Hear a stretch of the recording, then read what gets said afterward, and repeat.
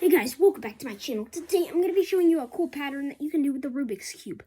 Now the Rubik's Cube is very hard to solve, and you don't want to like scramble and resolve it every time. You just want to do like a quick little, that looks cool. But today I'm going to be showing you just how to do that. Okay, so first of all, you're going to want to pull this up. So yeah, it doesn't matter what side is up, but you just got to go up. You got to go this way. So then it should look like this. There's 2 pieces right here and 3 pieces up here. Then you gotta go down. This way, up, this way. Down, this way, up, this way. Down, this way, up, this way. Down, this way, up, this way. Down, this way. And then your cube will be solved back to normal. It's a cool little fidget.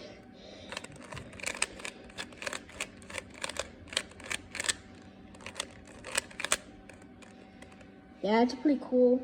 You should practice that so you can get better.